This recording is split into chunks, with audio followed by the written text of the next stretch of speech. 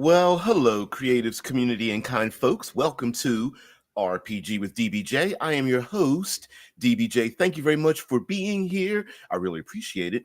Um, Today, we are going to talk about Quantum Leap, a uh, television show aired in 1989. There was a reboot in 2022. And we're not going to do a review of this television series, but instead, here, this is a tabletop role playing game channel, and we're going to take bits and pieces of it, um, figure out what we can borrow from Quantum Leap and other television and movies and things and use it for our own tabletop role playing experience. But there is we have some cleaning we have to do before we get into it. So last night, for I dare say 2 hours, there was a launch party for a book known as the Heroines Labyrinth by Douglas Burton, and myself, a retro nerd girl, Heath from Heath Geek Verse, who hosted the channel and Table Talk, et cetera, et cetera. I was able to be a part of a this launch party for this book on Amazon, and many other individuals to talk about a parallel framework to the traditional hero's journey. So the hero's journey, the idea of the hero that leaves home and goes out to slay the dragon and come back home. Well, what about the person who stays home and has to navigate the foibles, the dangers, the hazards of staying at home? It doesn't really translate very well to the hero's journey. And so this book, The Heroine's Labyrinth, is there. And now, mind you, it's about 4 hours of content. So it's very much an extremely long podcast, but format, but whatever. So just wanted to get that out the way. All right, Quantum Leap. Hello, a taste. Taste of Benon says, yeah. Well, it was considered, what do you say? It was considered cheap enough for them to show reruns in Romania. I did not know that. And listen, those of us in the States, we have very little knowledge of how certain types of media are consumed around the world. Like, how long does it take for it to get there? How is it perceived? Some things for us in the States, we just assume that, well, everyone loves this IP, and then it goes overseas and people are like, nah, that's not for me. Or they love it and we're just like, why would people love this thing? But that just happens to be that's just the cultural differences and things without having a context for it. And of course, taste says, yeah, post revolution, of course.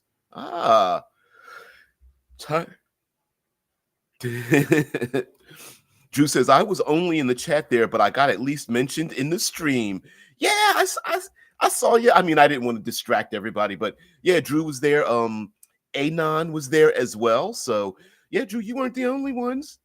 Glad you could stop by.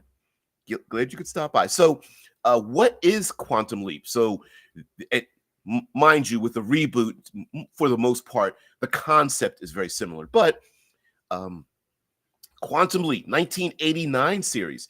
In the near future, physicist Dr. Sam Beckett, Scott Bakula, the actor, theorizes that time travel within one's own lifetime is possible and obtains government support to build his project Quantum Leap. Mind you, this is just setup. Honestly, how he gets to Quantum Leap is actually completely useless as far as the television show goes. But anyway, let's get back into it.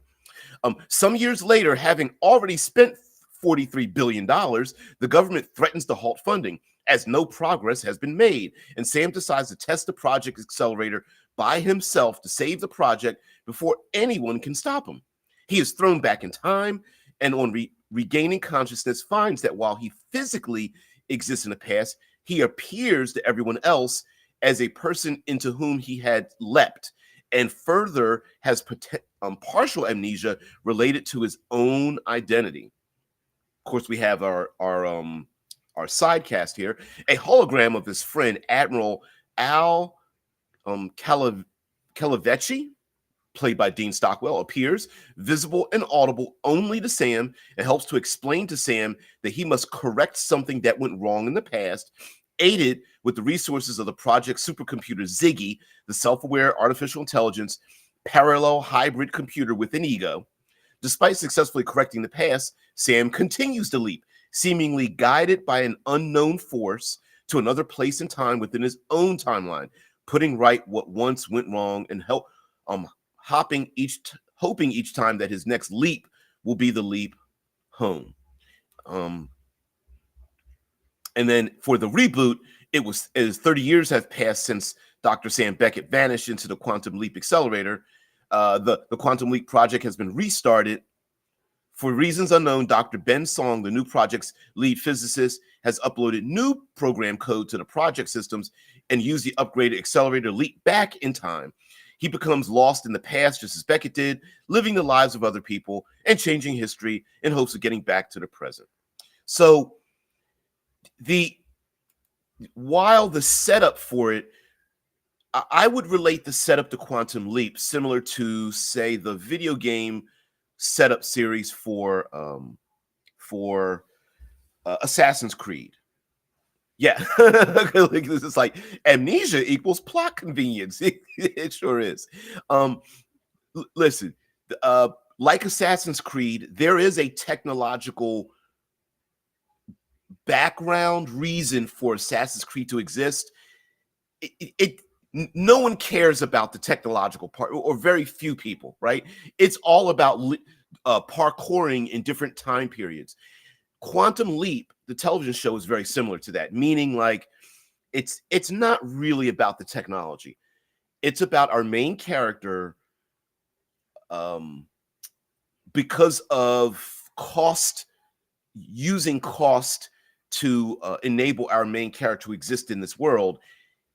He looks the way he normally looks, but every once in a while, we will have a stand-in for the person that he has become.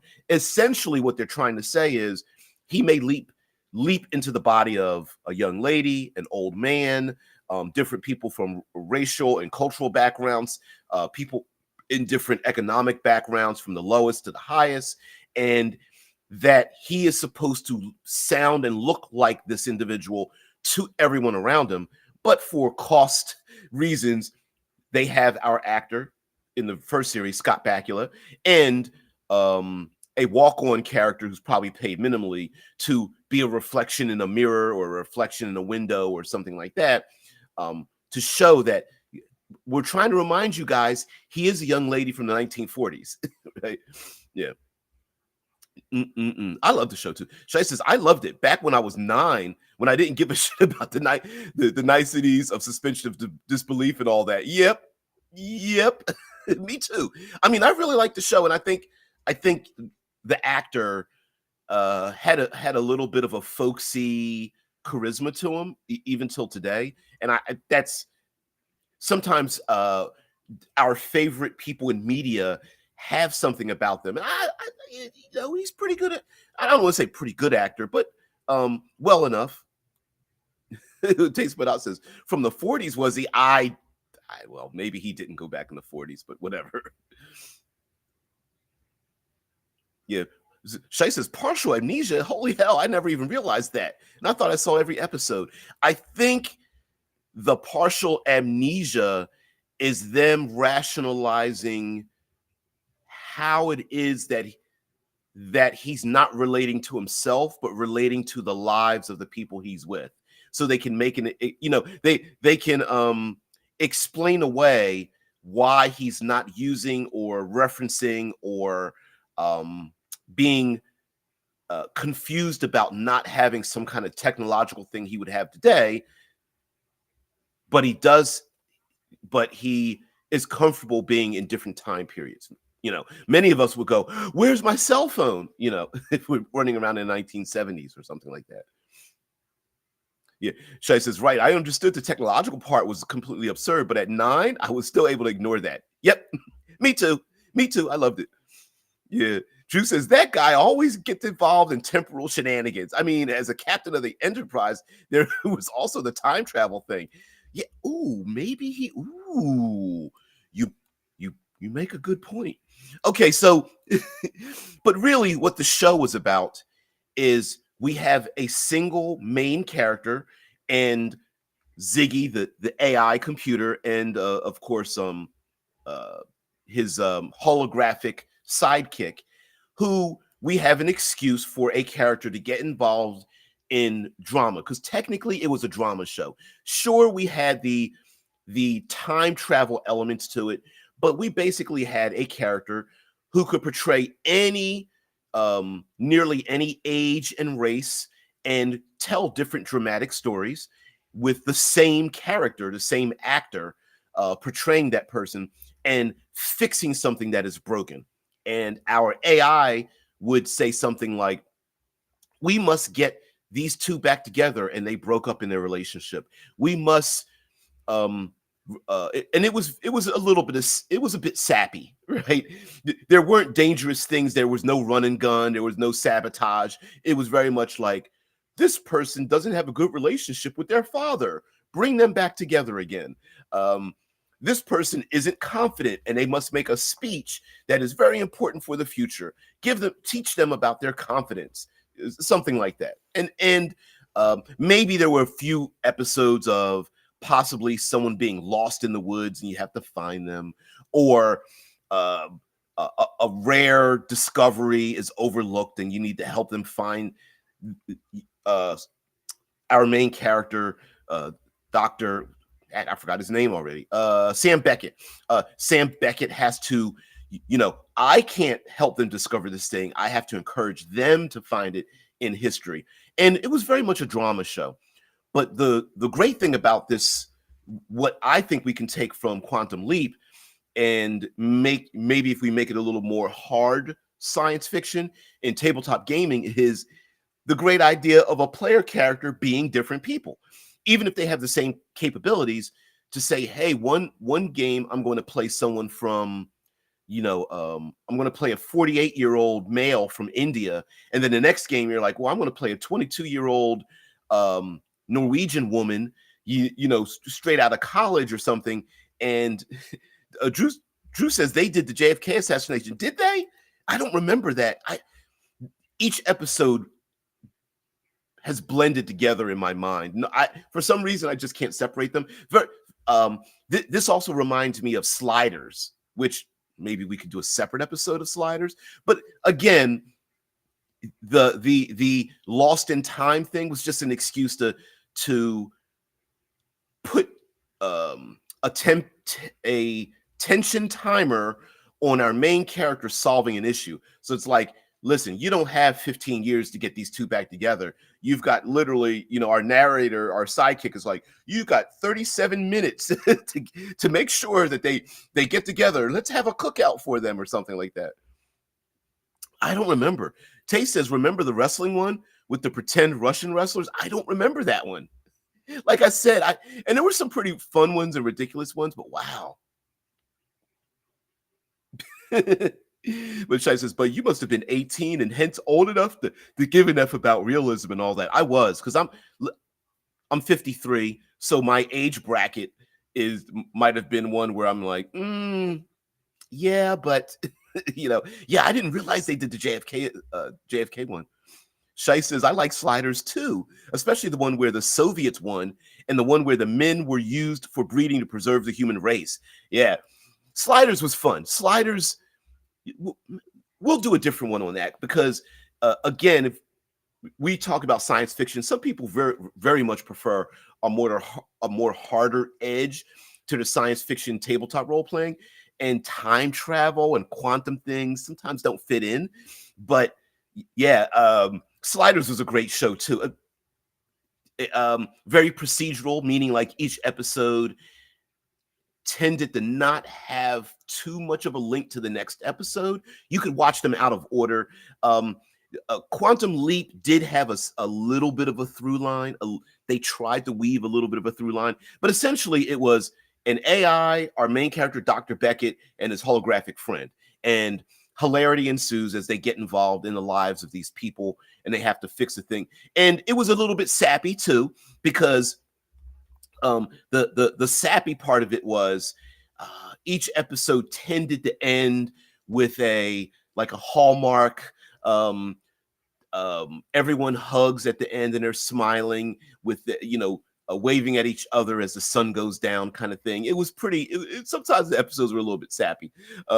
Shai says the Russian wrestler one was hilarious. Okay, except they portrayed wrestling fans as being too dumb to understand it wasn't real, which I doubt anybody really thought. Really thought ever. Yes, wrestling isn't fake; it's staged. It's like improv.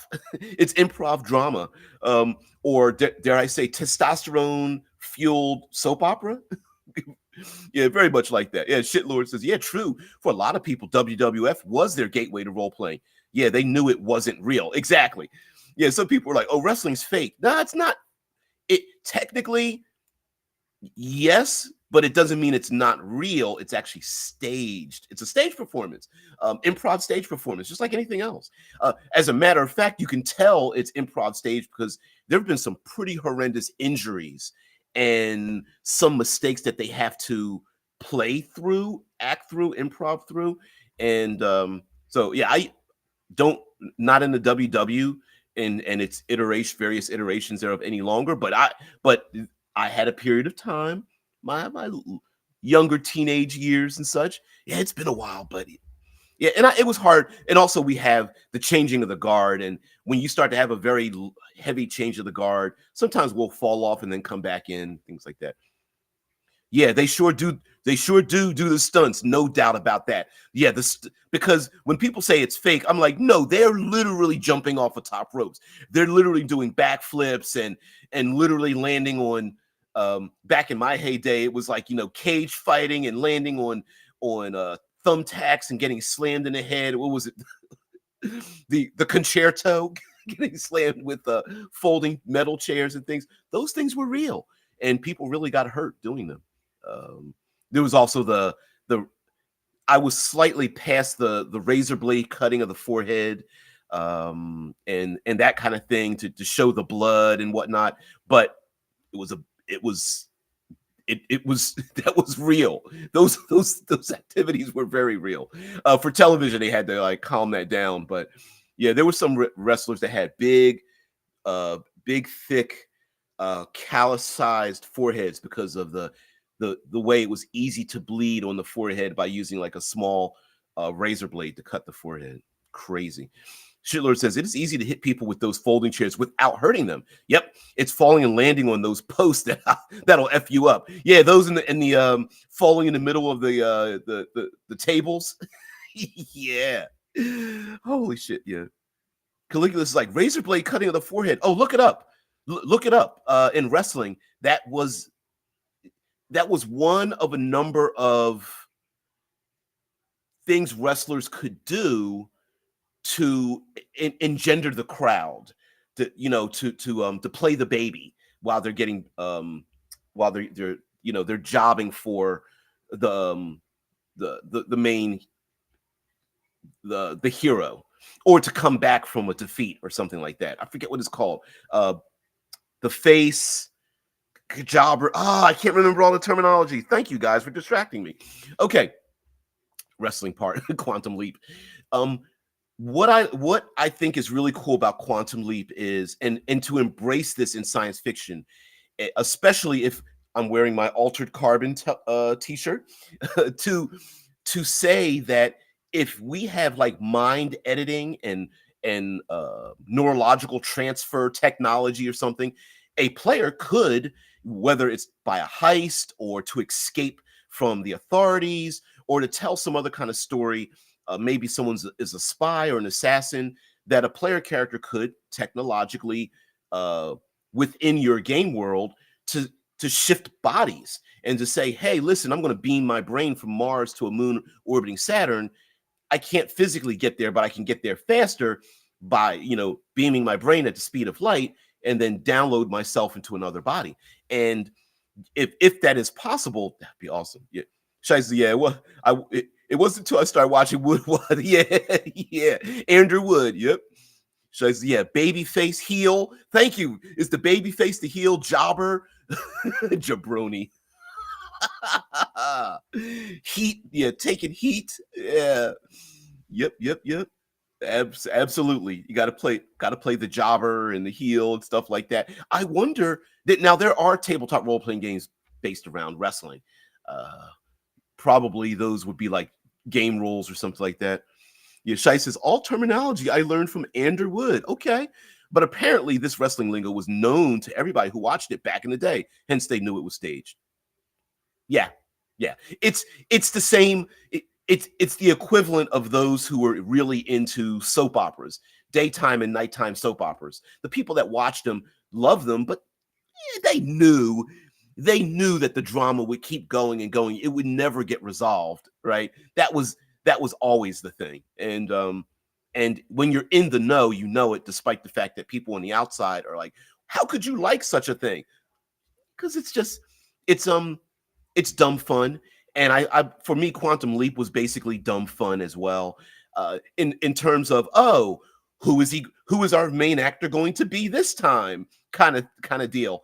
And so that's how Quantum Leap really got off the ground in many ways, because it was about like, who will Sam Beckett be this time? What would the time period be? And what issue, what conundrum, problems would he get into? What entanglements to solve this particular situation? So it could be something as simple as two brothers used to be in business, and if they aren't in business together, the Mercedes Benz business won't get off the ground, and we need Mercedes Benz or whatever, right? And it could be that they start this great company and it'll change the future. Or again, it might be something as simple as, he's portraying a wrestler, and this wrestler must be convinced to take a fall, but the wrestler is too he's too prideful or whatever, and it's like, no, we're supposed to be working together or something. Yeah, Shai says, my academic intellectual parents just assumed that everybody who watched WWF was too stupid to have anything to do with it. No, they were actually quite small, so they didn't let me watch it. Oh, doom, doom, doom, doom. Yeah, yeah. Strangely, my parents were never like that. I, sorry for you guys that are part of the geekosphere that had parents that were like, it's devil worshiping and all that kind of stuff. Look, my reading comprehension skyrocketed in like 1 year, and my mom was just like, I don't know what this satanic panic thing is about for role playing games, but he went from like a fourth grade, fifth grade reading level to like college level in a year. Because I was it just consumed me. Tabletop role playing games just consumed me. So sorry about that, Hunt, but yeah, for me, it wasn't like that. So I got to watch all science fiction. My mom went out and purchased me so many sci-fi books and things like that. Like, oh, you're gonna read that? I'm like, hell's yes. What is that? 800-page, 1,200-page book? Give me that. Give me that series. And she's like, okay. Yeah, I go to the mall instead of hanging out with the druggy kids. I'd go to Walden Books. That was my place. Walden Books. Oh man, Walden and Borders Books. And what was the other one? Barnes and Noble didn't exist quite yet, but it was Walden, Borders, and another one. Begin with the C, letter C, I believe. Yeah, it's the same here. I started reading D&D books when I was 8 and instantly had the best vocabulary in the whole district. Yep. Yeah. Listen, listen, when I start reading things and was just like, wait. Yeah, no wonder DB turned out great. I had a great mom. Oh yeah. Oh yeah, she was unimpressed with um mob mentality. Very much against the mob mentality, and so had me the same way. She taught me the same thing. Like, don't listen to the mob. Listen to yourself, and find out why the mob is acting like the mob. Oh, it was just WWF. Okay, now another great thing that I like about Quantum Leap, and mind you, this is a little bit of fuzziness again with Quantum Leap, but uh, there is a role playing game put out by Dave Thalmavor from what is that? Okay, Dave. Uh, is it Thalmavor? What is the name of his channel? Sorry, Now that I'm bringing it up, now I got to go find out what the name of his channel is. Thou,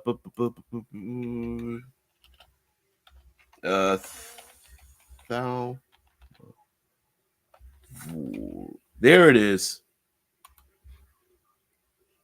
And let me go to his channel, then share this out there. So anyway, so he created a role-playing game based off of Quantum Leap and Sliders. And what I love about it, because it's like I was going to say it's a pocket book. It's a pocket-sized book, and so yeah, he's an RPG review, Dave Thaumaturgy, which is kind of funny because I keep thinking of the spell thaumaturgy.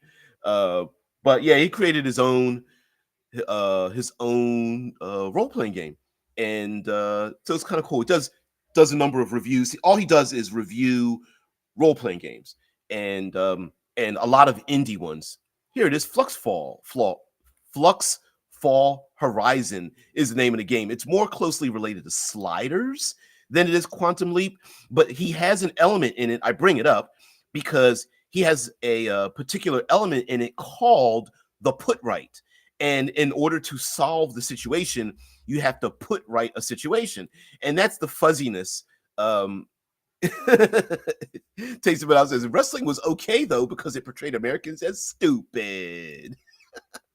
I pronounced it the way I'm pretty sure you're pronouncing it. Stupid. So the put right, as in Sliders, and the solving the situation in Quantum Leap wasn't always about punching people in the throat. As a matter of fact, it very rarely involved specifically taking down the bad guy. Instead, it was very much more a social interactive kind of thing. Repairing relationships, getting people to come out of their shell, encouraging bravery, or enacting justice, or revealing a bit of knowledge to the public. And dare I say, the storylines were very much a heroine's labyrinth kind of storyline more than a hero's journey, because Caligula says the put right, nice term for a plot hook. Have to remember that. Yep, it was called the put right in Flux Fall Horizon. I don't want to play the video, but let's see if I can bring this up and stop right there. There we go. Yeah, Flux Fall Horizon. You can get POD print on demand from Drive Through RPG. I backed up the Kickstarter, and it's based off of Powered by the Apocalypse. So easy die system, 2d6 die system with the curve going towards success with a cost, and the idea of a put right, which we can accept into our sci-fi games, is accepting the fact that something can be solved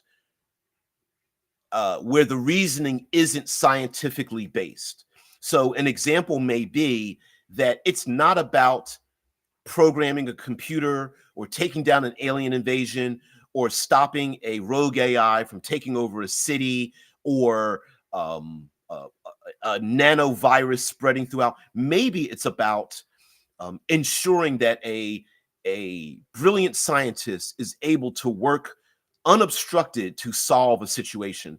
And many times our main character, Sam Beckett, Scott Bakula's character, many times the goal of the show was that he played second fiddle to the put right. So an example would be, it wasn't about him becoming a political candidate.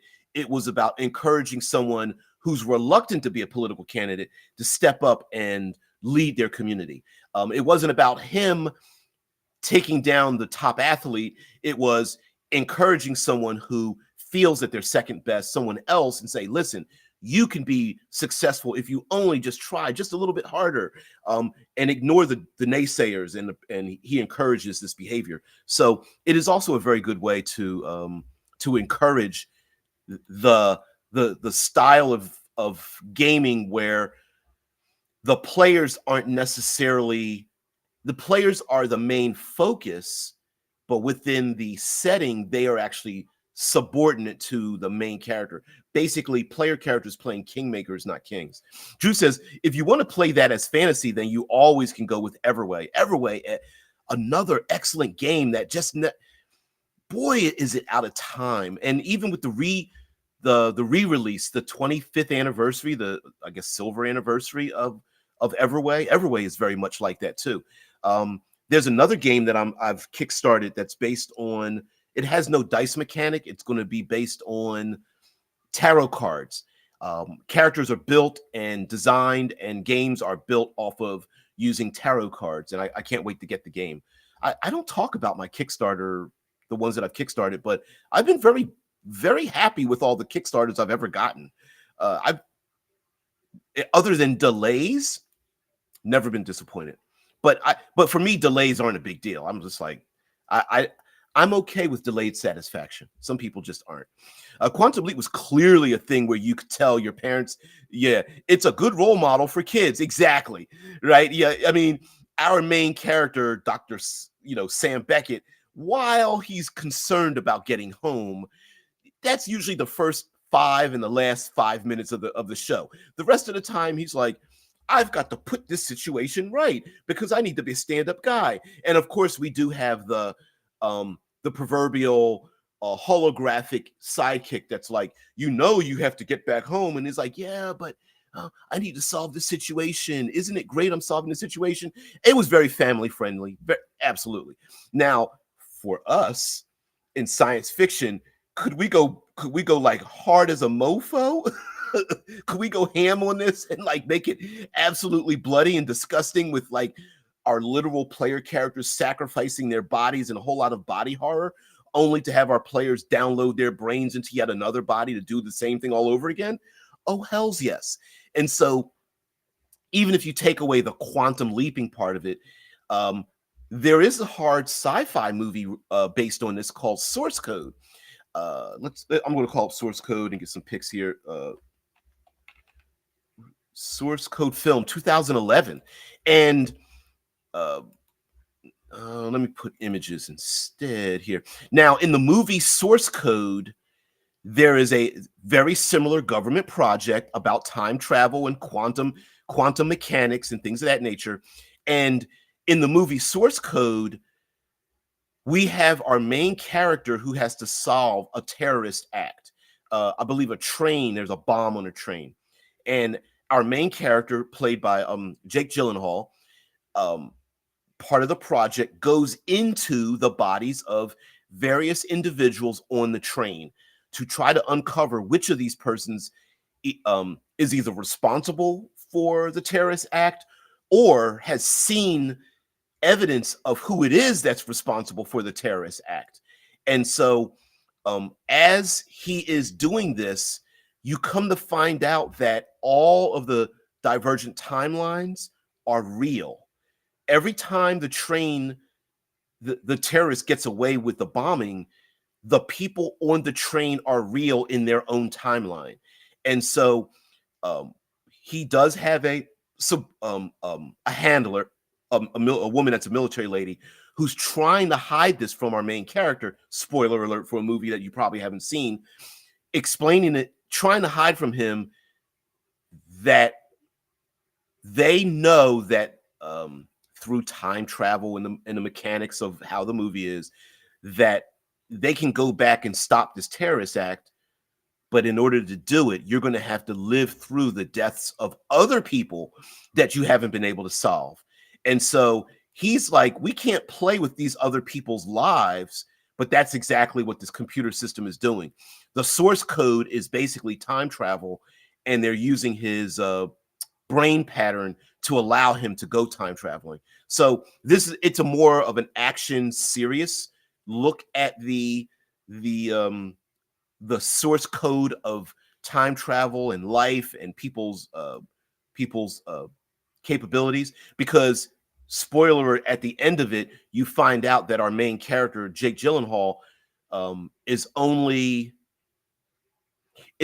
possible for him to have a life in other time periods because he suffered extreme harm from the military He's basically missing most of his limbs, and he's in a paralytic state, and he's plugged into this source coding and things like that, which he doesn't even realize it, because they're using it for the government project, and the woman that runs the government project um, is the one that's keeping it from him and kind of like handling him and making sure he's okay. So Quantum Leap isn't the only one. Yes, Anon says, yeah, I saw this in theaters. And Drew says, yeah, Code was indeed a neat movie. I agree. Yeah, and Drew says it went darker than Quantum Leap. Yeah, Quantum Leap is very much like a Hallmark. Like I said, Hallmark, maybe a little bit of Lifetime movie channel kind of thing. Well, Lifetime's a little bit dark, but yeah, Source Code was very much dark because you end up realizing like, oh shoot, if he doesn't stop this terrorist, like he's literally living through other people's lives, the end of their lives over and over and over again, and pretty horrible to do that, to create other or delve into other timelines just to see people die and do it over and over again until you solve your problem. So yeah. Mm-mm-mm. Yeah, Shai says explaining how he only got to teleport after he put it right. That seriously didn't make any sense. Like the universe knew that he just averted a catastrophe, so he gets to progress.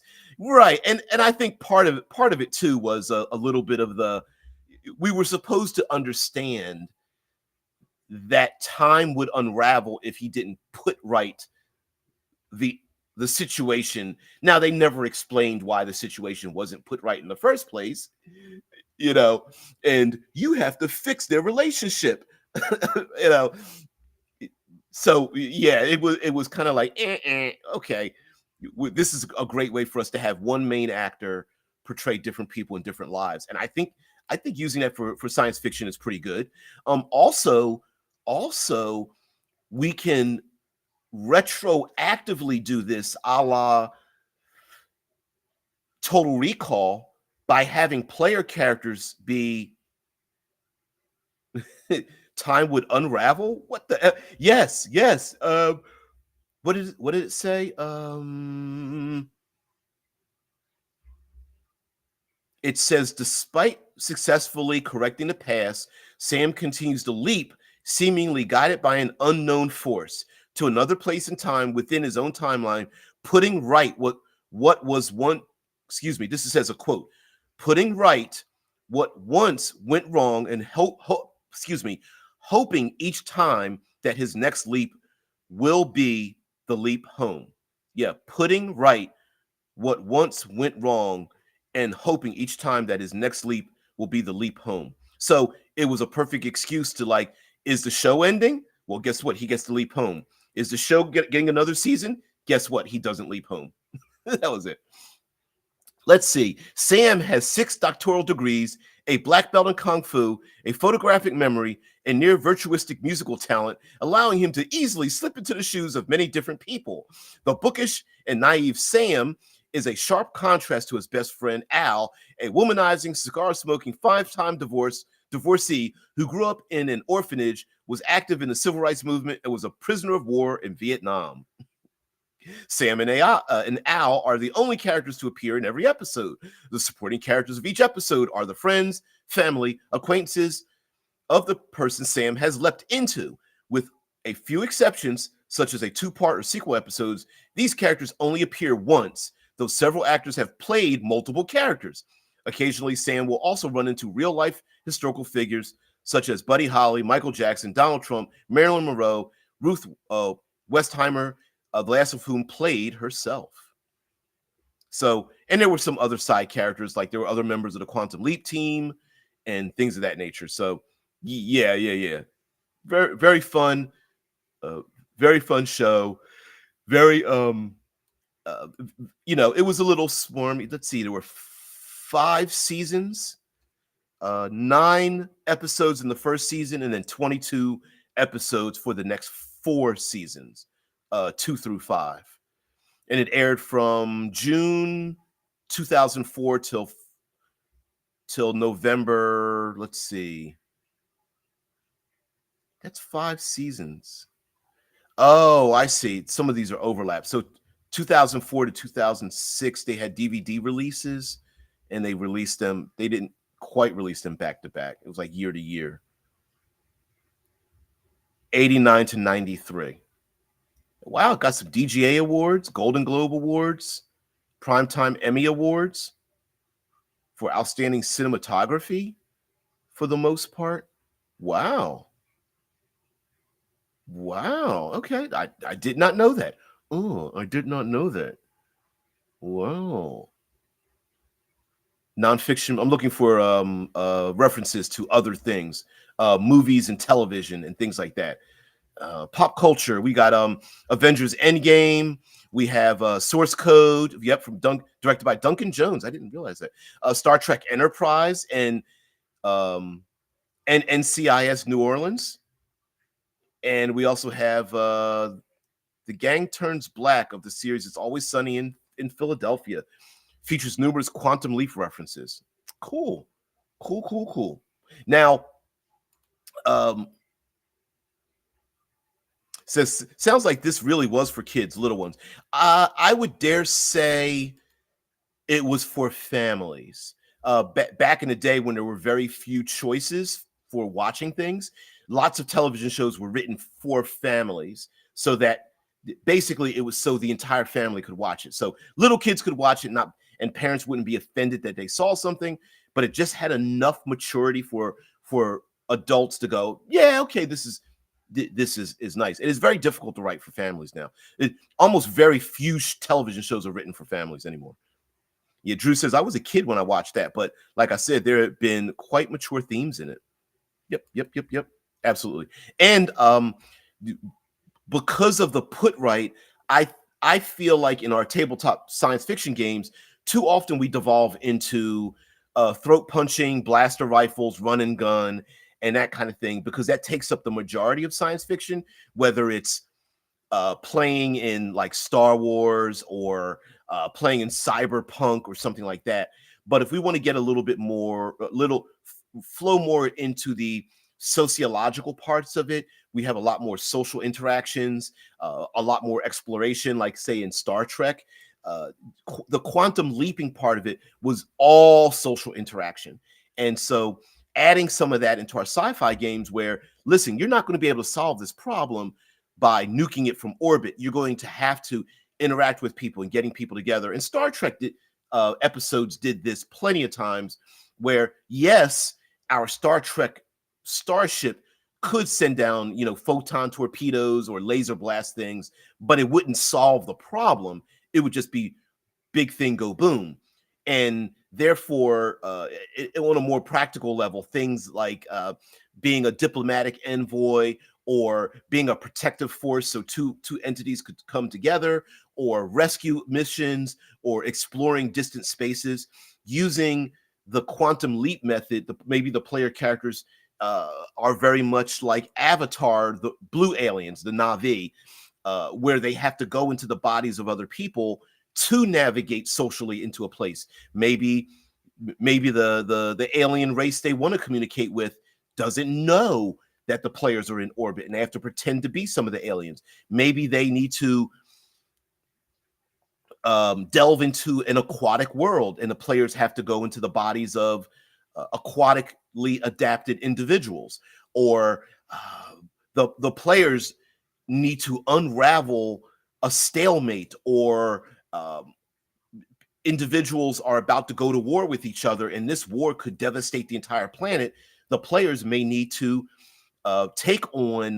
be spies and take on other people in body and mind to infiltrate and navigate their way to basically talk into the ear, to be the kingmakers, and talk into the ears of the movers and shakers, the power brokers, to diffuse a situation or get people to the table to talk out their grievances.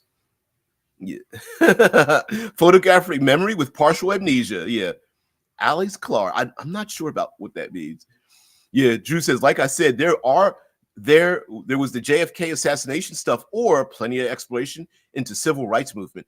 I believe Sliders did something similar, which we wouldn't really see that today, but there was a lot of that during in a number of the episodes where our main character Scott Bakula would be on, say, picket lines with people that were underserved, like during maybe during the suffrage movement uh, for women's rights or racial equality and things like that. And then he's there amongst the other, and it was an excuse for our main character, Sam Beckett, to portray people from different cultures and different age brackets and different genders and such.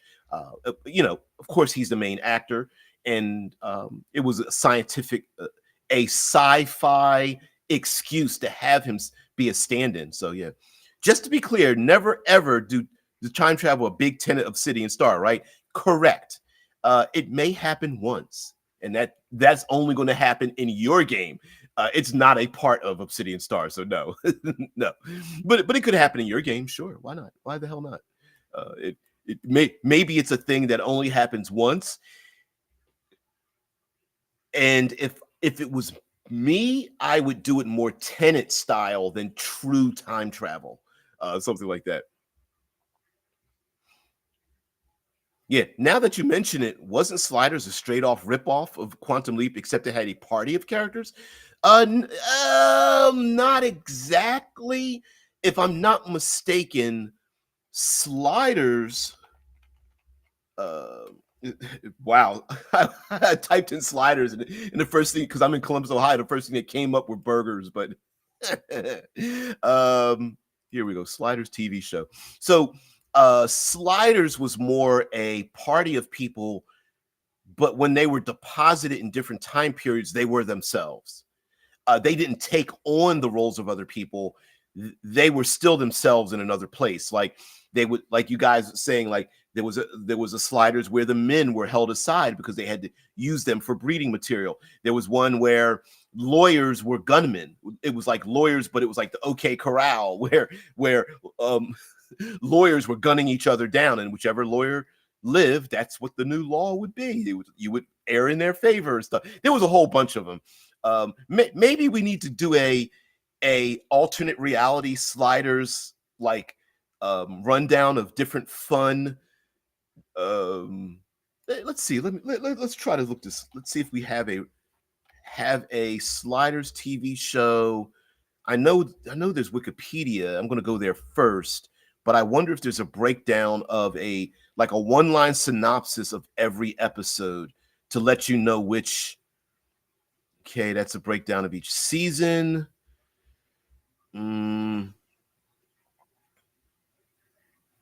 Let's see. No, it's not there. Okay, so let's see if we can find Sliders TV show breakdown of each. Let's see if we find. I'm sure there has to be a. Okay. Yep. Yeah. Found it. And it's a 5-season show. Yeah, let's have some fun with that. While we tend to yeah, Drew says, wasn't Sliders more parallel universes than time travel? It was. I think there were times where like, oh my God, White Castle, yes.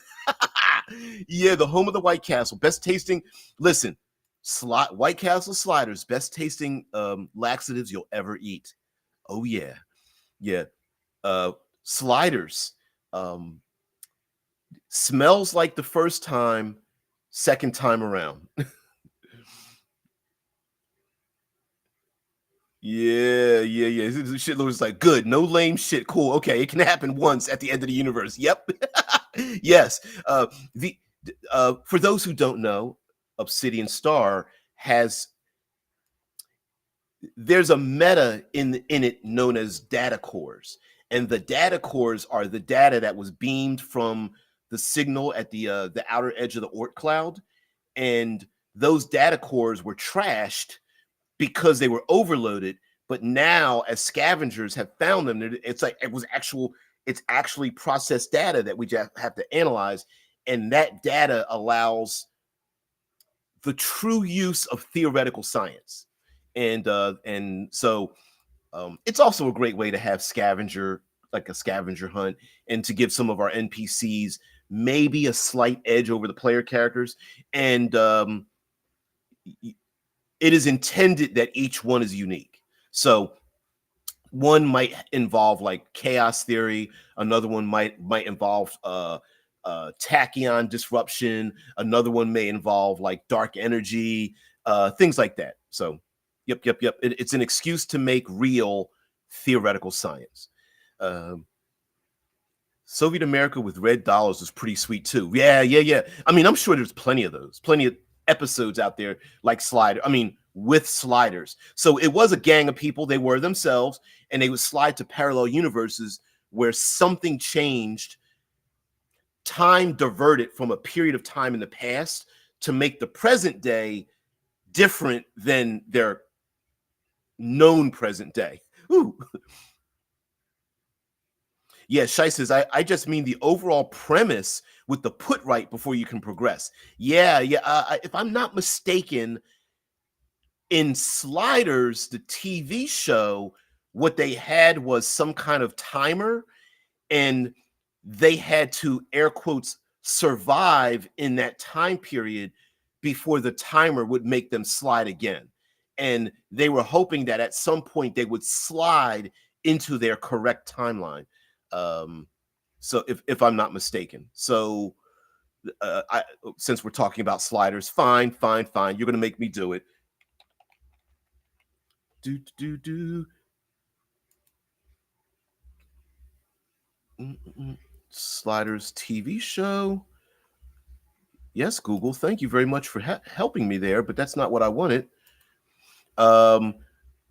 Let's see. Their premise, the plot is the show's titular characters are a group of people who travel or slide between different Earths in parallel universes via a vortex-like wormhole activated by a handheld timer device.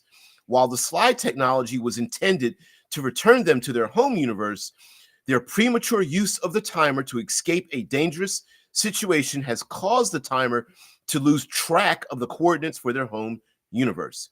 Now they are forced to slide between universes, spending anywhere from minutes to months there, waiting for the timer to count down to the next time they can open a vortex to a new universe, hoping it is their original one. Failing to use the vortex to slide at that point would mean they would be stuck in that universe for nearly 3 decades until they can open the vortex again. And here is the how the story gets started. While waiting for the timer countdown, the sliders frequently explore the nature of the alternate universe and often become caught up in events of that world. Some of these universes are based on alternate timelines in which certain historical events happen differently from the history they know, such as one where penicillin was never discovered or a world where America had lost the Revolutionary War, while other worlds have entirely novel histories, such as one where time flowed in reverse or where dinosaurs never became extinct. And so, yeah, we have to have the sliders thing. So, yeah, Shai says, oh, so there was no put right before you can progress in sliders. It was just survive until time runs out. Well, I would dare say, as a writing technique, the put right was them getting in trouble when they had to live in the new time period longer than just a few hours. So, for example, they arrive and one of them decides to poke their nose into the lives of other people. Remember, if they have to be there for months, then where do they live? How do they eat?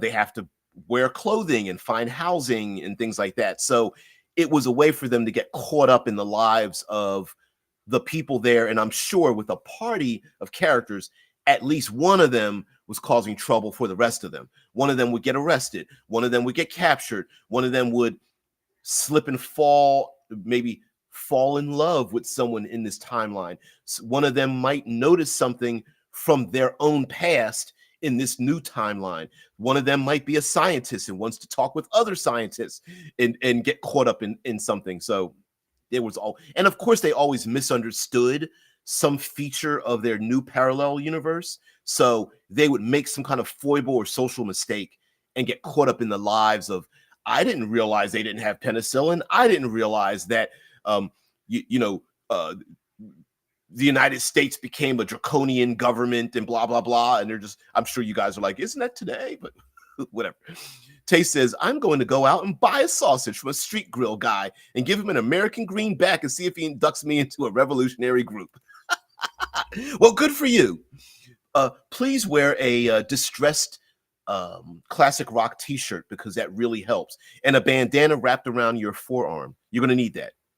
You're gonna need one of those things, and do practice fist pumping as well. Revolutionaries do a lot of fist pumping, so you're gonna need to get one of your arms, like the shoulder, get your rotator cuff really good with the fist pumping. Yeah. Oh man. Here in Ohio, side note for revolutionaries. Here in Ohio, they've legalized weed and hemp and things like that. So one's right across the street from the Postal Service. So yeah, Steppenwolf, I guess. Okay, see, I already knew. I already knew. See what I'm saying? Yeah, you're gonna need like a worn out jean jacket, with like a Sherpa lining in it, or like a very distressed biker jacket, but no motorcycle. Drew says, wait, that the US government became horrible is not a parallel world. That is our world. Yep. Hey, we slid back home. Could you imagine that in the Sliders? Like they slide to like this post-apocalyptic world where it's just like it's all capitalism and people are downtrodden and the economy is horrible and weather systems are terrible, and they go home, yay. And they're like, hey, can we get stuck in this other place for 3 decades? The other place was much, much better.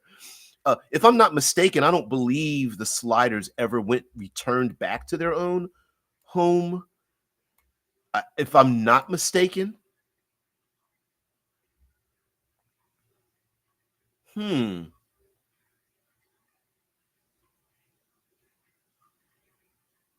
Let's see.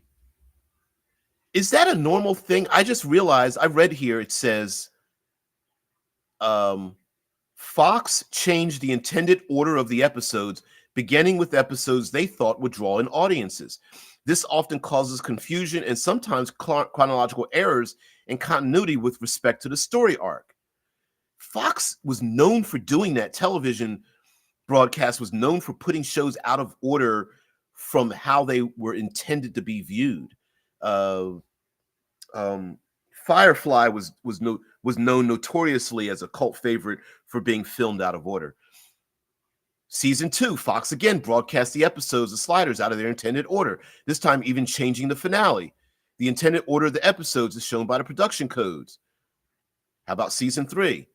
Again, Fox aired this season's episodes out of order. Oof, wow.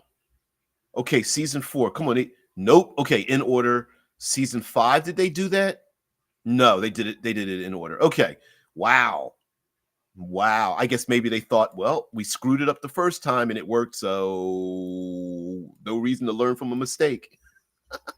Yeah, Drew, it's not the US, it's government. It sure is. Yeah, it sure is. Yeah. The United States is made up of very many nations, to be honest with you. So and all of those nations have their own problems with a overriding government on top of that. So now you take that, governments or state governments and an overriding federal government. So we went from Quantum Leap to a whole bunch of other stuff here. Pretty funny, but it makes sense, right? We went ourselves from Quantum Leap, the reboot. I've never watched the reboot, and I'm sure it's a nice show, but I'm old enough to have grown past that kind of thing. But for hard science fiction, I still think there's a space for us to use like Quantum Leap and Sliders without using time travel as a method of telling different stories. Like, for example, we very much could use Quantum Leap and Sliders, because what if we just have human beings that have settled places in our own galaxy, other planets, and it's not parallel universes, it's parallel development, meaning that the how time has changed is actually people living on other planets and deciding to change the way their society progresses. So, for example, an alien, I'm not an alien, I'm sorry, a colony living on a distant world, maybe there's a disease and the equivalent of not having penicillin, it is what happened on that world. Maybe some disease ravaged them, and our player characters are deposited there on their travels to trying to get back home.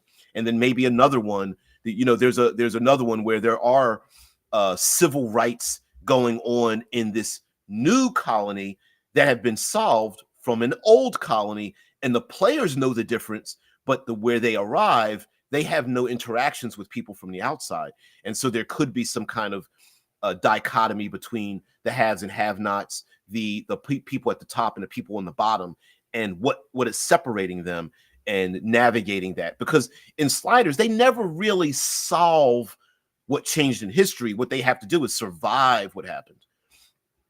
And I'm not going to read through all these, but there's a lot of them for the each season. You got 22 episodes. There's a lot of things. Yep. Wow. Like here's one. Episode 21 of season 2, The Young and the Restless. The characters are forced to impersonate recently deceased double on a world where the young dominate society and middle-aged people are prohibited from working or are subject to curfews. They're caught up in a lazy legal system that threatens to send them to jail.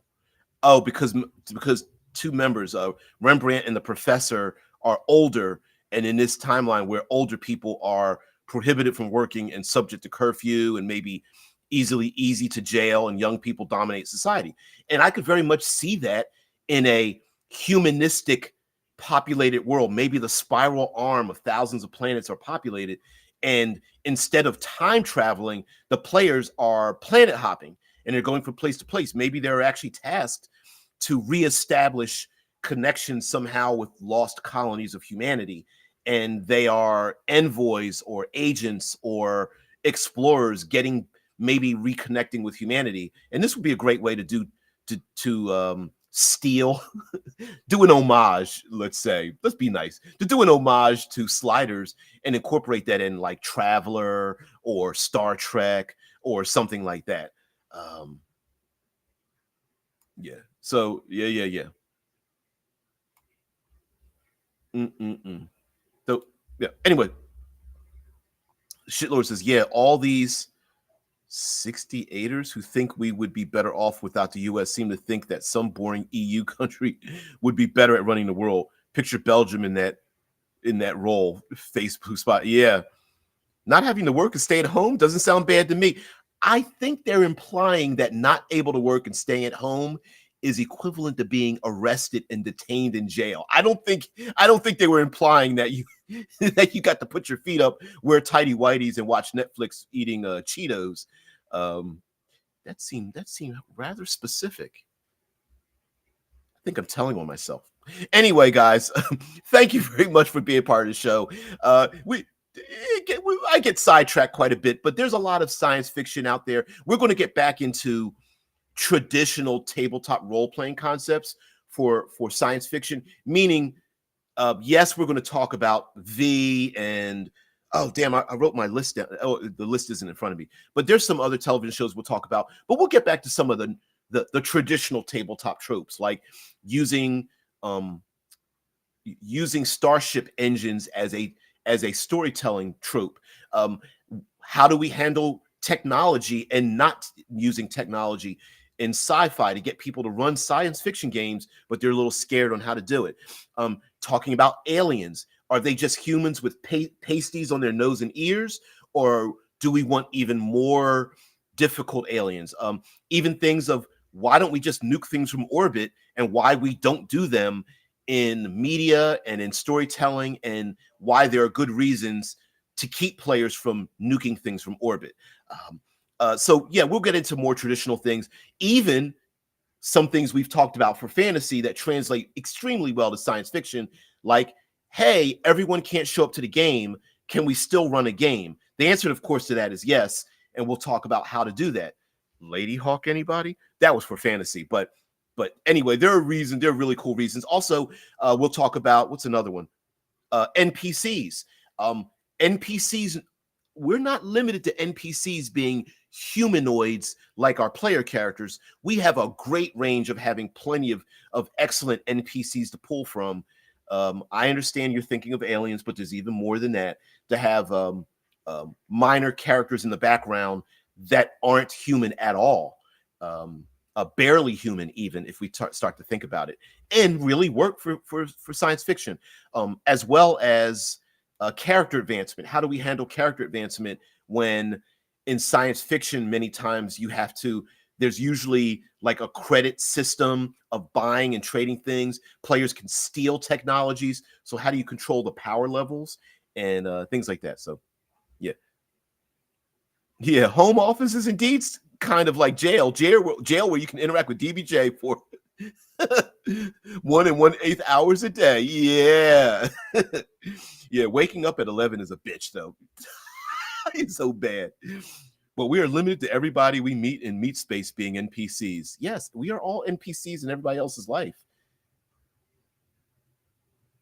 I got to make a t-shirt about that. We are all NPCs. So, guys, thank you very much for being part of the show. I really appreciate it. Again, create, don't destroy, guys. Let's just be creative in our own endeavors, whether it's in tabletop gaming, be inspired, which what I hope for the channel. Be inspired for your stories and things like that. And guys, have a great weekend. We will be here bright and early Monday. Again, like I mentioned, we will be getting back into more traditional tabletop role-playing aspects and not just dealing with television and movies. Listen, we'll go back and forth with that kind of thing. NPCs that just happen to be villains. Yeah, we're the hero in our own story and the villain in everybody else's. So, guys, we're going to take you out with some Obsidian Star.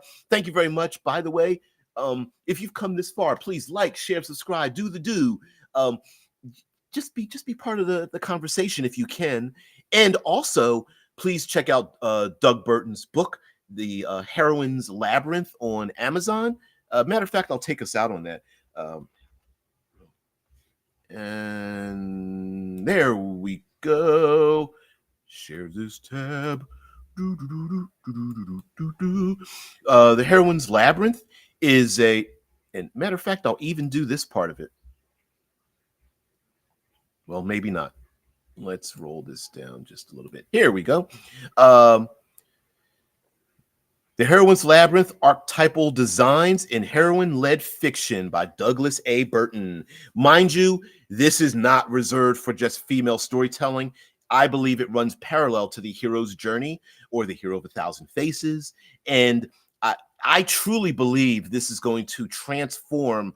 If you are someone who wants to be a literary writer, a playwright, a script writer, a role player who wants to have new stories, very much following this format, looking at this and check marking some of these boxes. To be honest with you, I made my own 12-point shareable in parallel to the I basically called it the Journey in the Labyrinth, and put them side by side. And yeah, it really works. So guys, see how it works out for you if you're a book reader. So you will not be disappointed. Tay says, yeah, nice to see you again, DJ. We'll do another Obsidian only stream anytime soon. Yes.